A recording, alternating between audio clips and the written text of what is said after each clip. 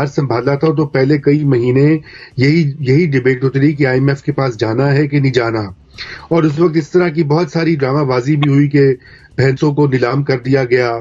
سادگی کا مطلب یہ ہے کہ گاڑیاں جو تھیں پی ایم ہاؤس کی وہ بیچ دی گئیں تاکہ اس سے ملک کا قرضہ اتر جائے گا. پھر وہی ایک امید تھی کہ باہر سے لوگ جو ہیں وہ ڈالروں کی باری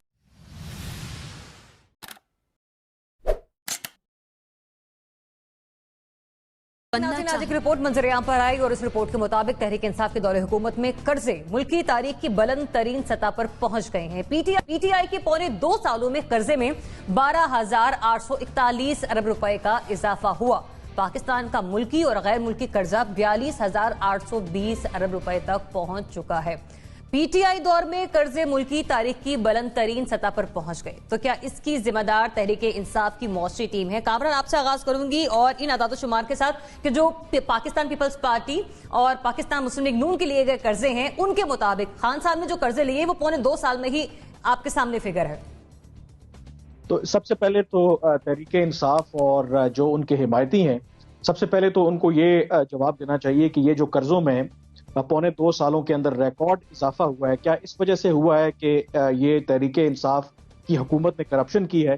کیونکہ یہی بنیادی نقطہ نظر تحریک انصاف کا اور وزیراعظم عمران خان کا ہمیشہ سے رہا کہ پاکستان کا قرضہ وہ بتاتے تھے کہ جب مشرف کی حکومت چھوڑ کر کے گئی اور پیپلز پارٹی کی حکومت آئی تو کتنا قرضہ تھا، اور پھر کس طرح سے پیپلز پارٹی اور پی ایم ایل این کی حکومت نے پاکستان کے قرضوں میں ہوش ربا اضافہ کیا اور کہا کہ وہ قرضہ اپنی جیبوں میں ڈال کر کے لے گئے.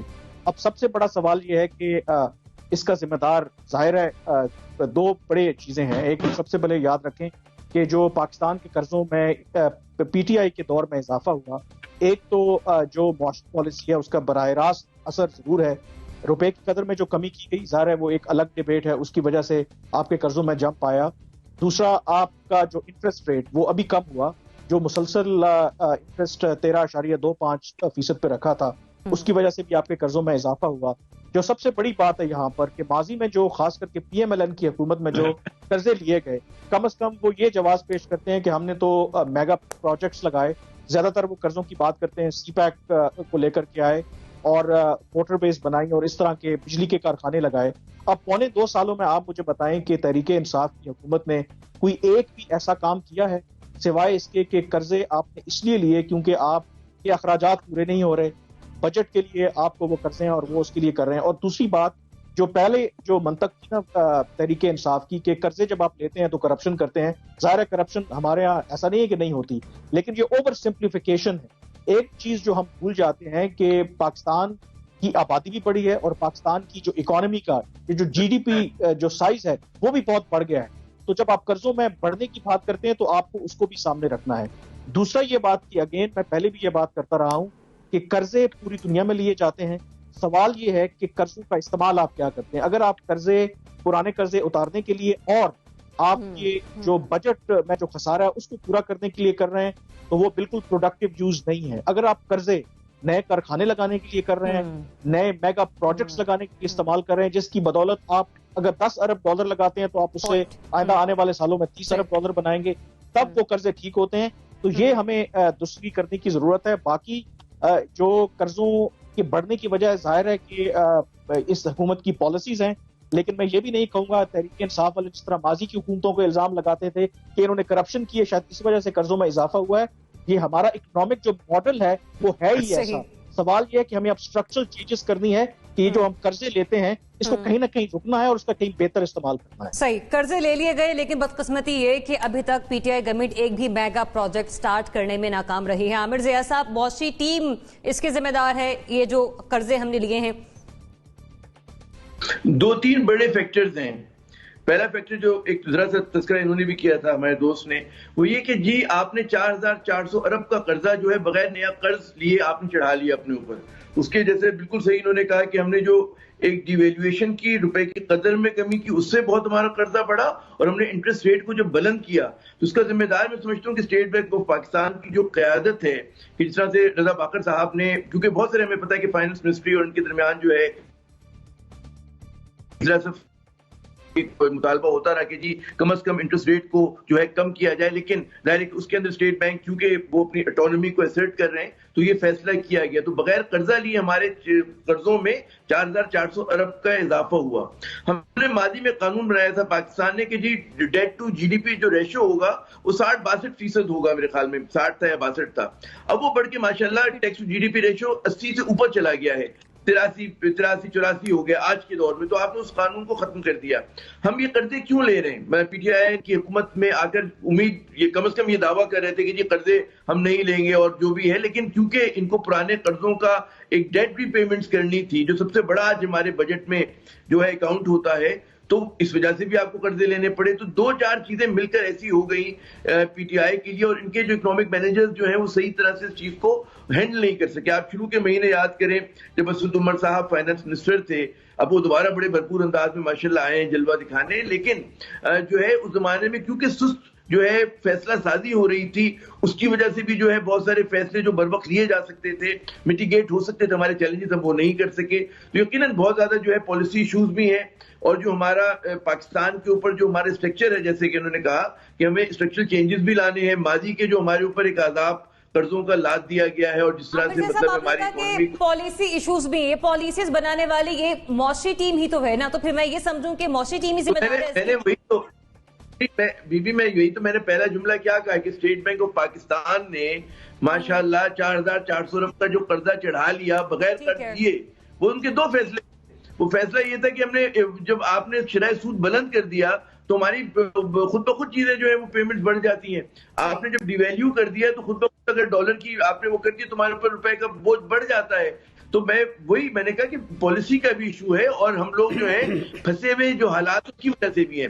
تو کریلا اوپر سے نیم چڑھا, ماشاءاللہ دونوں چیزیں ہو گئی کہ حالات بھی خراب ملے, اور پھر جو فیصلہ سازی ہوئی وہ بھی اس طرح کی نہیں ہوئی کہ چیزوں کو مینج کر لیا جاتا. ہمارا جو فائنانس منسٹری میں ڈیٹ مینجمنٹ کا ڈپارٹمنٹ ہے وہ بھی اتنا فعال کردار ادا نہیں کر سکا. وہ خیر کبھی پھر اس پہ بات کریں. بدقسمتی سے کچھ پرفارم ہی نہ کر سکا اس حکومت کی طرف سے. ناصر بھائی چغتائی صاحب, کریلا بہت نیم چڑھا, نیم کی آخری ٹہنی میں پہنچ گیا عامر ضیاء صاحب. بات یہ ہے کہ تحریک انصاف کا جو پورا اقتصادی منشور تھا, اور تحریک انصاف کے قائد عمران خان صاحب کی تمام تقاریر قبل از انتخابات وہ سر کے بل کھڑی ہو گئی ہیں. وہ سب الٹا ہو گیا ہے, وہ سب ریورس میں چلا گیا, ریورس ٹیکٹیکل ایشوز سامنے آ گئے. قرضہ لینا تھا ان کو, ان کے ذہن میں نہیں تھا. یہ وداؤٹ اینی پلان آ کر آئے تھے. ان کے پاس کوئی شیڈو کیبنٹ نہیں تھی. بتایا بہت تھا ہم کو, اور لیکن نام صرف اسد عمر کا آتا تھا. اس کو بیچارے کو بلایا, بٹھایا, پھر نکال دیا. خیر وہ اندر کی پالیسی ہے ان کی. لیکن یقینی طور پر ان کے پاس کوئی بلو پرنٹ نہیں تھا, کوئی ماسٹر پلان نہیں تھا کہ ہمیں کرنا کیا ہے, ہم پر کتنا قرضہ ہے, ہمیں کتنا پے بیک کرنا ہے. انہیں پتہ ہی نہیں. بتاتے خود کہتے ہیں, خود تسلیم کرتے ہیں, ہمیں تو پتہ ہی نہیں تھا اس بات کا کہ ہمیں کتنا قرضہ لینا ہے. پھر ایک جو مسئلہ ہوا شروع میں, آپ کہیں گے فرسودہ بات کر رہا ہوں, لیکن وہ مسئلہ ہوا کہ آئی ایم ایف کے پاس جائیں نہ جائیں, اس کی ایسے خاصا بڑا مسئلہ پیدا ہوا. اور جو 7-8 مہینے گزرے اس میں آپ کو بہت نقصان ہو گیا, ڈیلے ہو گیا وہ. پھر بالکل شرح سود میں جو آپ نے اضافہ کیا 14% تک آپ لے گئے اس نے تو بیڑا غرق کر دیا. آپ کے قرضوں میں اس کو اضافہ ہو گیا.